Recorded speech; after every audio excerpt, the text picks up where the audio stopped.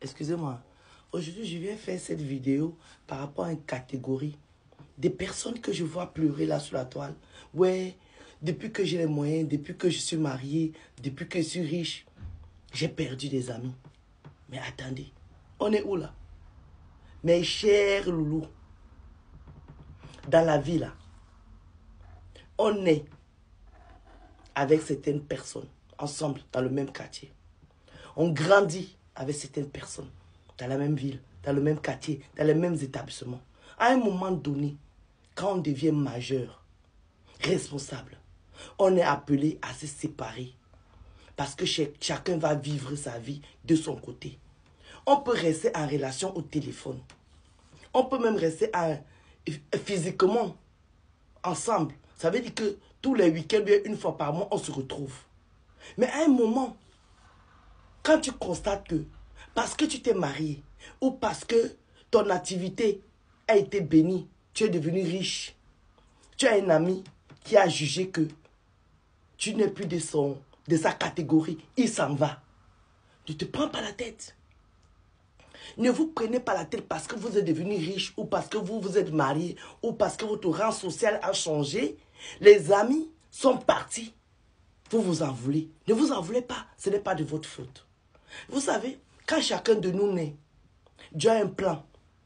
Dieu te donne des amis avec qui tu vas grandir. Tu vas évoluer. À un certain moment, vos chemins vont se séparer. Parce que la vie est faite ainsi. À un moment, quand on entre dans le monde du travail, on fait d'autres rencontres. On se crée d'autres amis par rapport à ton activité. Et tes amis là, avec lesquels tu as grandi, ne sont pas dans la même activité que toi. Ils peuvent se sentir frustrés.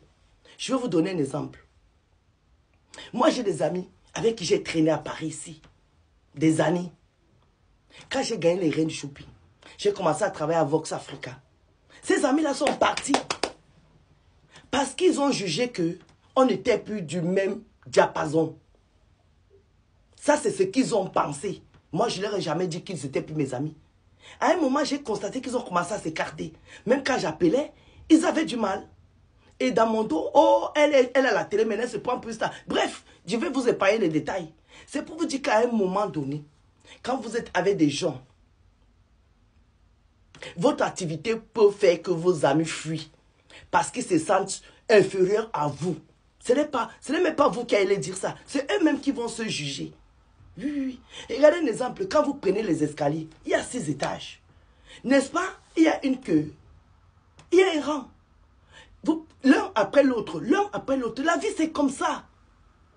Donc, ne vous en voulez pas si vous avez des amis au cours de votre parcours. Ils sortent du rang.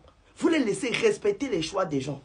Arrêtez de pleurer. Parce que quand quelqu'un est ton vrai ami, même si tu deviens Macron, même si tu deviens un président de la République, une première dame, ton ami là, s'il est sincère, il va rester là. Jusqu'à ce que toi qui le chasses. Si toi, tu es convaincu que quand tu as eu ton argent ou quand tu t'es marié, ou alors quand ton rang social a changé, tu n'as pas méprisé tes amis. Tu n'as pas ridiculisé tes amis. Tu n'as pas tourné le dos. Donc tu as ta conscience tranquille. Ne pleure pas. Ne pleure pas.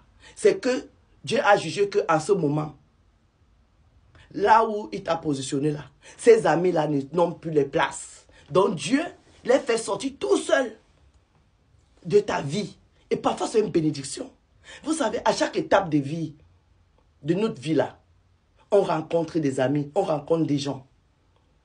Mais comme je vous dis, quand c'est tes vrais amis, même si tu deviens Madame Macron, ils vont être là. Parce que c'est les gens qui ne te jugent pas. C'est les gens qui ne voient, qui respectent ce que tu es devenu. En fait, c'est ça. Les gens qui respectent ce que tu es devenu, ils ne bougent pas. Tu restes dans leur cœur. Les gens qui bougent là, c'est des gens qui étaient faux. Vous avez compris avec quoi? Ne vous en voulez pas parce que à un moment donné, vos amis se sont barrés. Ce n'étaient pas vos amis. En fait, Dieu les avait mis là pour vous accompagner. Et la mission est terminée. Si un jour, l'un d'eux t'appelle pour dire qu'il a besoin de toi, tu peux l'aider, tu l'aides. Je vous dis encore ici que la seule obligation qu'on a, c'est avec nos enfants. Parce que nos enfants ne nous ont pas demandé à naître. C'est nous qui avons choisi de les accoucher. Donc, on a un devoir avec eux. Oui, oui, oui, c'est ça. Le reste là, si tu vois que quelqu'un ne veut pas marcher comme tu veux, tu le laisses sans le blesser. Tu pars à ta route, tu continues. Mais il ne faut pas que les gens qui sont de ta vie, alors que tu n'as rien fait, parce qu'ils ont jugé que, en ce moment-ci, ta situation sociale ne les permet plus d'être à tes côtés. Massa, tu les laisses partir, tu continues ton chemin. Vous voulez supplier les amitiés maintenant. C'est quand vous suppliez les amitiés qu'on vous empoisonne. On vous pourrit la vie. Oui, oui, oui. Oui, oui. Vous avez compris. Moi, j'ai mes amis qui ont fui, je ne les vois même plus. Même sur WhatsApp, ils ne sont plus là. Mais ça ne me dérange pas parce que je dors tranquille. J'ai chassé personne. Mes vrais amis sont là. J'ai mon ami d'enfance ici, Nadine Lombat. Je peux devenir celle que je veux. On peut rester 1 an. 6 mois, on ne se parle pas. Mais si je tombe ici, mes enfants savent que la première personne que je dois appeler, c'est elle. Oui, parce qu'elle est sincère, parce qu'elle m'aime dans son cœur. Je peux devenir la présentatrice que je veux, la productrice que je veux. Elle va être là pour moi, parce que c'est ma soeur. C'est ça l'amitié. Et une Nadine Lombard comme ça, je vous le souhaite à vous là. Ayez une fille comme ça, comme elle, dans vos vies. Oui, oui, oui. C'est ça l'amitié. Tu ne juges pas ton ami ou ta soeur, ce qu'elle est devenue, parce que c'est ta soeur. Mais elle respecte ce que je suis devenu. Mais ça ne change rien dans l'amour qu'elle a pour moi. Elle vient chez moi quand elle veut. Je vais chez elle. Quand je vais me ressourcer, je prends mon train et je m'en vais chez elle. Je ne lui demande même pas, je dis que j'arrive. Et la porte est ouverte. Oui, oui, oui. C'est comme ça, c'est ça l'amitié. Donc ne pleurez pas ici parce que les gens se sont barrés. Laissez-les partir. Ou bien, bisous.